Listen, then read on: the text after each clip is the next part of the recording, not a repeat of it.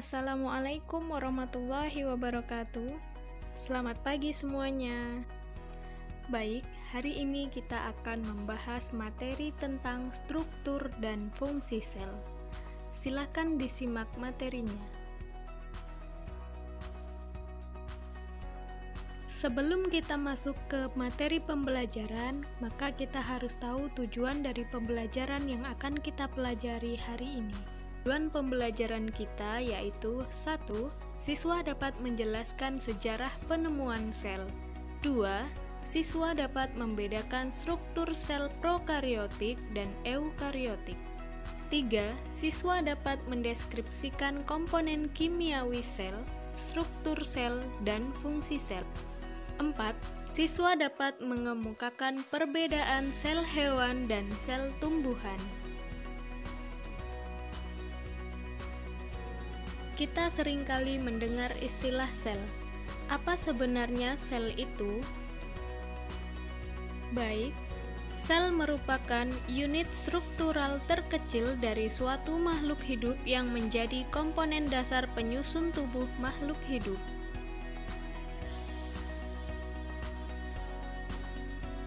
Satu, penemuan sel dan teori tentang sel.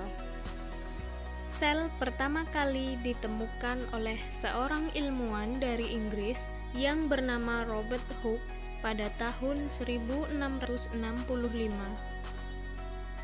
Saat itu, Robert mengamati sel gabus dari dinding sel tumbuhan yang sudah mati menggunakan mikroskop. Robert melihat adanya ruang kecil kosong, kemudian menamakannya dengan sel atau dalam bahasa Latin cellula yang berarti kamar kecil. Kemudian, penemuan tentang sel berkembang ketika Antony van Leeuwenhoek menjadi orang pertama kali melihat sel hidup dari alga Spirogyra dan bakteri. Sejak saat itu, para ilmuwan di seluruh dunia berlomba-lomba untuk melakukan percobaan tentang sel. Banyak sekali ilmuwan yang mencoba untuk mengungkapkan teori-teori tentang sel. Di antaranya yaitu sebagai berikut.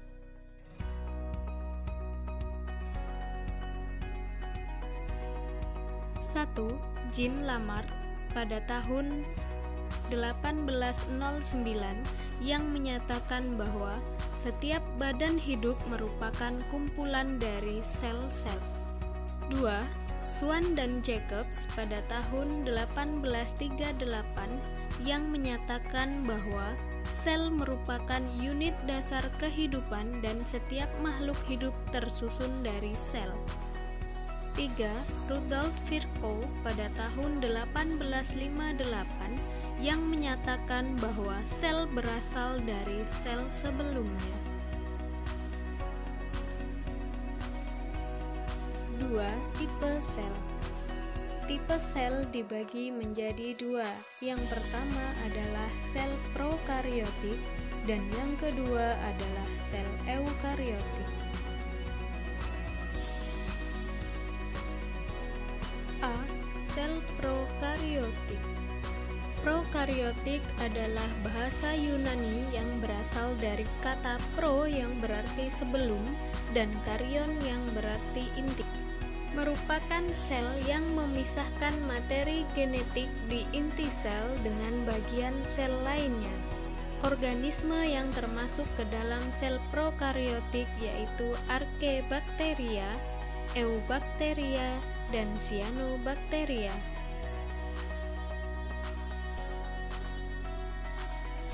B. Sel eukariotik.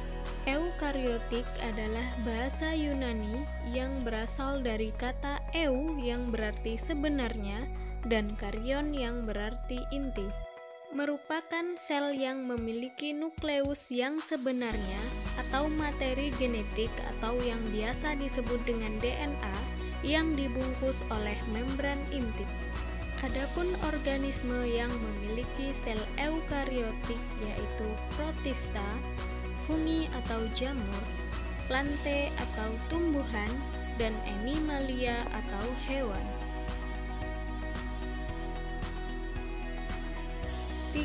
Struktur dan fungsi sel. Ini adalah gambar pada sel hewan.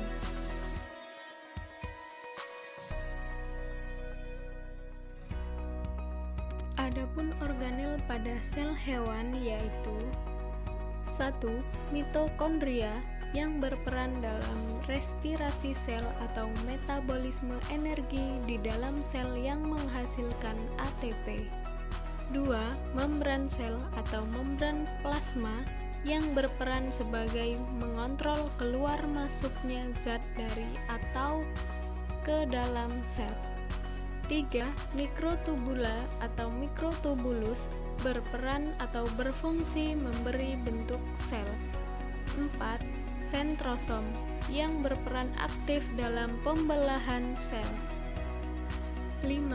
Mikrofilamen yang berperan dalam menyokong bentuk sel. 6.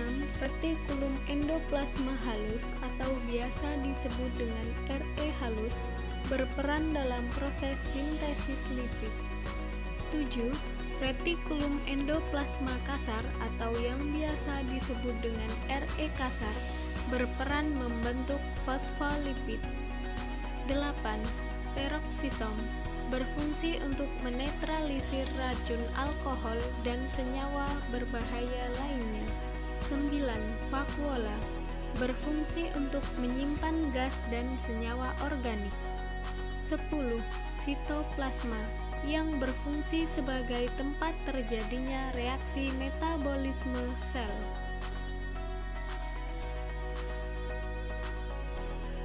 11. Badan Golgi yang berperan dalam sekresi atau membentuk vesikula yang berisi enzim untuk sekresi. 12. Ribosom berfungsi sebagai tempat terjadinya sintesis protein.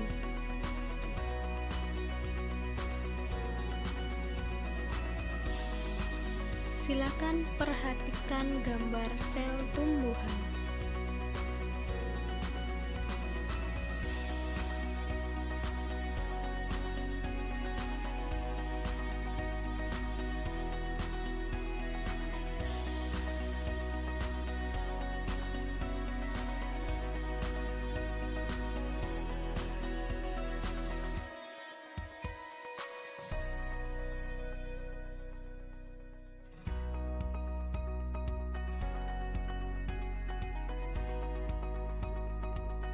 Organel pada sel tumbuhan terdiri atas 1. Membran sel yang berperan dalam melindungi sel. 2. Dinding sel yang berfungsi untuk mempertahankan bentuk sel. 3. Sitoskeleton yang berfungsi untuk menyokong dan mempertahankan bentuk sel. 4. RE halus berfungsi dalam proses sintesis lipid. 5. RE kasar berperan membentuk fosfolipid.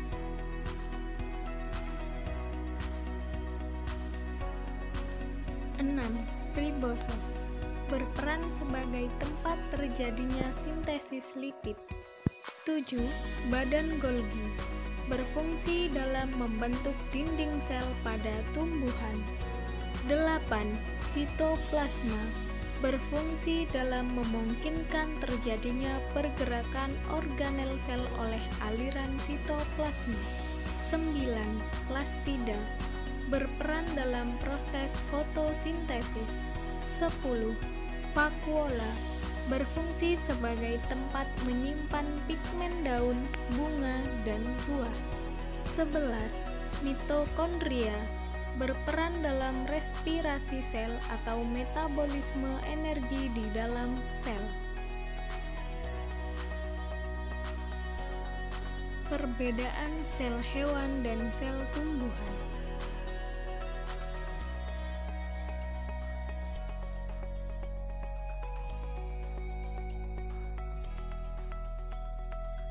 Sekian untuk pembelajaran hari ini. Sampai jumpa di materi berikutnya. Wassalamualaikum warahmatullahi wabarakatuh. Jangan lupa untuk subscribe, like, and share ya. Sampai jumpa di lain waktu.